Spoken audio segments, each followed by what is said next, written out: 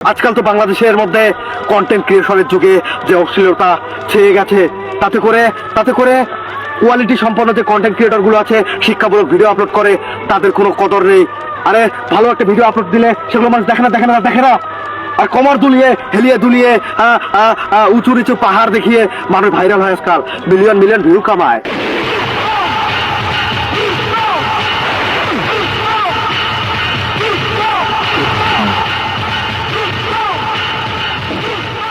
কিরে বলে তুই কই যাস?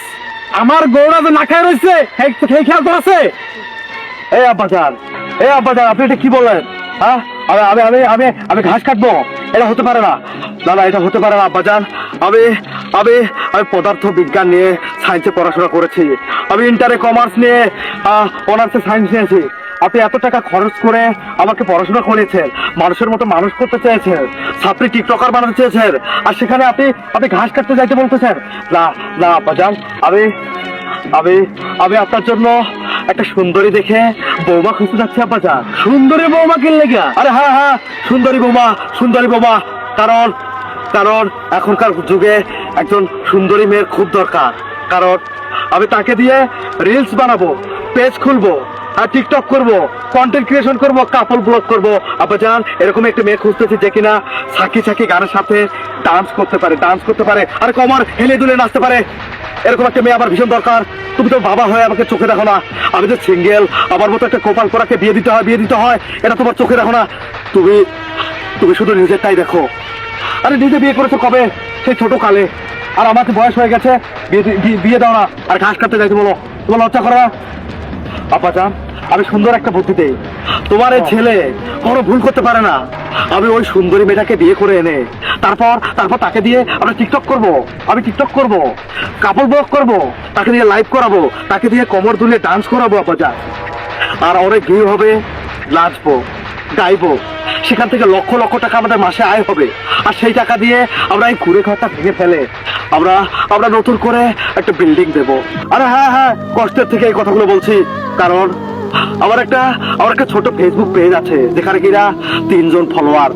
একটা হলো আমি, একটা তুমি, আর একটা আমার মা। আর এখন যদি আরেকজনকে নিয়ে আসি, আমার 4টা ফলোয়ার হবে।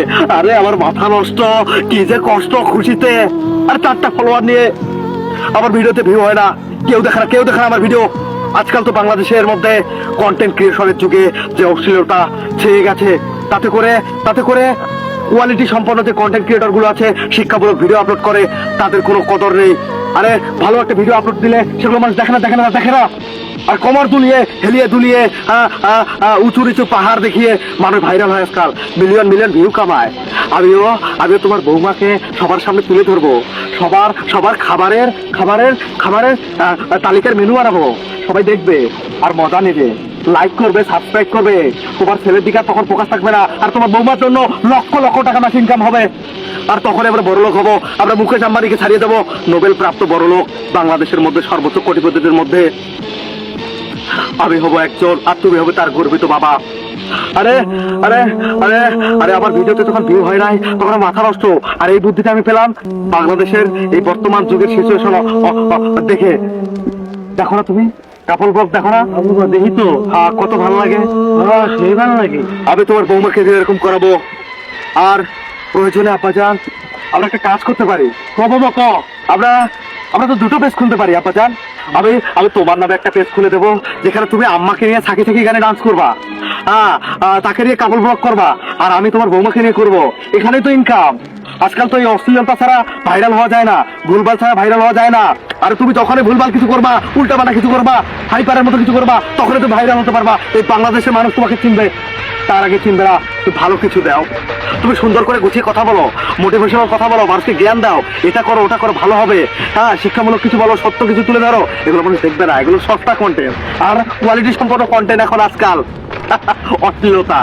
আরে বউয়ের উঁচু নিচু পাহাড় দেখিয়ে যারা বউ ব্যবসা করে, ভিউ ব্যবসা করে টাকা কামায়, তারা তো হিজড়া। বাবা আমি এই কথাগুলো আসলে রাগ নিয়ে, ক্ষোভ নিয়ে বললাম। অ্যাকচুয়ালি এগুলো আমি করতে চাই না। আব্বাজান আপনি আপনার কষ্টের টাকা দিয়ে আমাকে পড়াশোনা করে মানুষের মতো মানুষ করেছেন। আমি আপনার কাছ থেকে এই শিক্ষা পাইনি, আমি কখনো এই কাজ করতে পারি না আব্বাজান। আব্বাজান আব্বাজান, আমি আপনাকে দেখলাম টেস্ট করে, যে আপনি কি বলেন আমি জানি। আমার বাবা কখনো এগুলোতে, এই খারাপ কাজে আমাকে উৎসাহ দিতে পারে না। আর পারে না। আমার আব্বাজান কারণে আমার গর্ব হয়। আব্বাজান, এই কথাগুলো রাগ ক্ষোভ নিয়ে আমার বলতে হলো, কারণ বাংলাদেশে এমন কিছু টিকটকার, এমন কিছু ছাত্রীর জন্ম হয়েছে যেগুলোর জন্য এই কন্টেন্ট ক্রিয়েশন যুগে ভালো কন্টেন্ট ক্রিয়েটরদের কোনো গুরুত্ব নেই। বাবা, এই প্রথম আমার গর্ব হইতেছে তোর মতো পোলা জন্ম দিয়া। আয় বাবা, ওর মুখে আয়, ওর মুখে আয়। আব্বাজান, আপনি না ঘাস কাটতে বলেছেন, আমি এই মুহূর্তে ঘাস কাটতে যাবো। আপনি আমার জন্য দোয়া করবেন আব্বাজান। যা বাবা, যা। আমার